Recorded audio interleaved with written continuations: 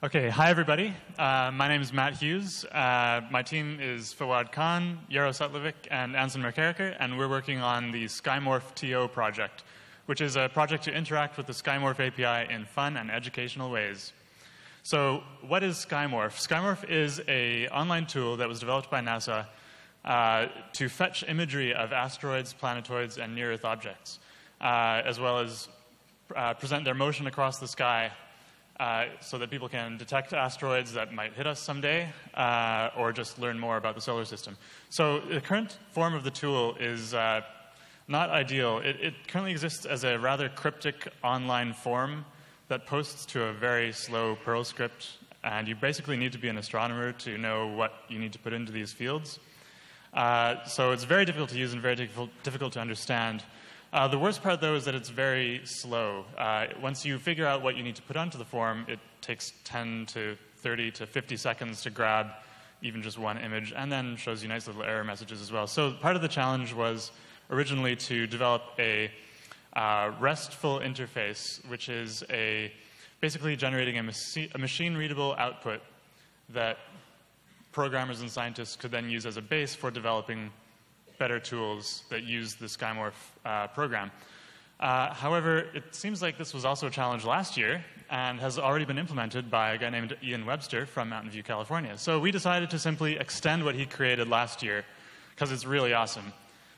So thanks a lot, Ian Webster, if you are watching this.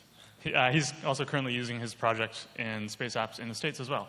So it creates a machine-readable but still not human-friendly data set that basically puts name parameters and is a bit more easy to use. But our challenge was to create a human-friendly, interactive, and accessible way of accessing this data. One tool we had available was Google Earth, so we decided to export this data as KML files that would basically put the images onto the sky in the correct position, the correct size, and correct orientation, and allow us to see the context of those images and load them much more quickly.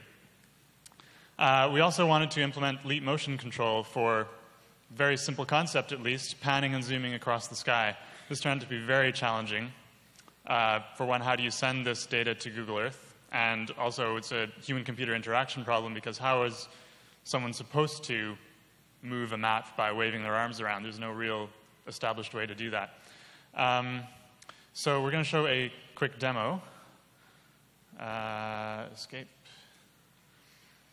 So what we have here is just a Google Sky thing. It's totally normal.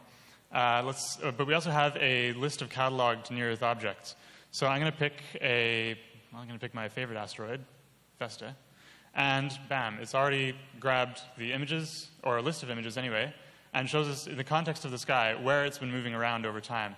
It also shows the images in their location in the sky, and you can see, since the asteroid's been moving around, its position in the sky changes over time. So we're going to use our remaining 30 seconds to try and plug in our Leap-enabled version of this app.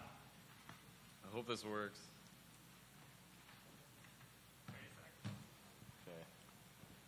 Okay.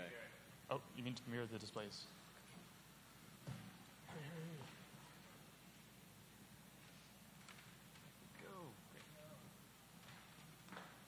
All right.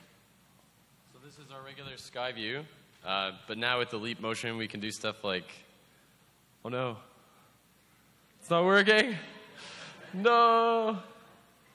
Here, let's try one more time. Oh, there we go.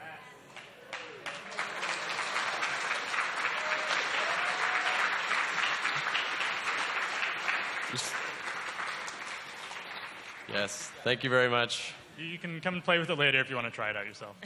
Pretty cool. Can we get another round of applause for them?